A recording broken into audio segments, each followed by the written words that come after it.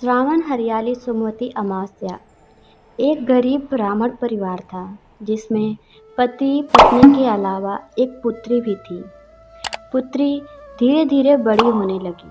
उस लड़की में समय के साथ सभी स्त्रोवचित गुणों का विकास हो रहा था।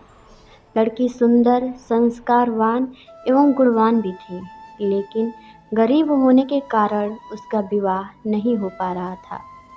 एक दिन ब्राह्मण के घर एक साधु पधारे, जो कि कन्या के सेवा भाव से काफी प्रसन्न हुए। कन्या को लंबी आयु का आशीर्वाद देते हुए साधु ने कहा कि कन्या के हथेली में विवाह योग्य रेखा नहीं है। ब्राह्मण दंपति ने साधु से उपाय पूछा कि कन्या ऐसा क्या करे कि उसके हाथ में विवाह योग बन जाए।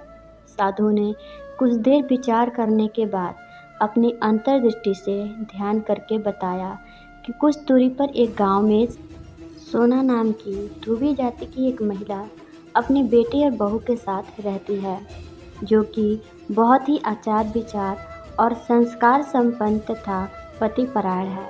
यदि यह कन्या उसकी सेवा करे और वह महिला इसकी शादी में अपने मांग का सिंदूर लगा दे, उसके बाद इस कन्या का विवाह हो जाएगा तो इस कन्या का वैधव्य योग मिट सकता है। साधु ने यह भी बताया कि वह महिला कहीं आती जाती नहीं है। यह बात सुनकर ब्राह्मणी ने अपनी बेटी से धोबिन की सेवा करने की बात कही। कन्या तड़के ही उठकर सोना धोबिन के घर जाकर सफाई और अन्य सारे काम करके अपने घर वापस आ जाती। सोना धोबिन अपनी बहू से पूछती है कि तुम तो तड़के ही उठकर सारे काम कर लेती हो और पता भी नहीं चलता। बहू ने कहा कि माँ जी, मैंने तो सोचा कि आप ही सुबह उठकर सारे काम खुद ही खत्म कर लेती हैं। मैं तो देर से उठती हूँ। इस पर दोनों सास बहू निगरानी करने लगी कि कौन है जो तड़के ही घर का सारा काम करके चला जाता है। कई दिनों के बाद धोबिन ने देखा कि एक कन्या मुंह अंधेरे घर में आती है और घर के सारे काम करने के बाद चली जाती है। जब वह जाने लगी तो सोना धोबिन उसके पैरों पर गिर पड़ी और पूछने लगी कि आप कौन हैं और इस तरह छुपकर मेरे घर की चाकरी क्यों करती हैं।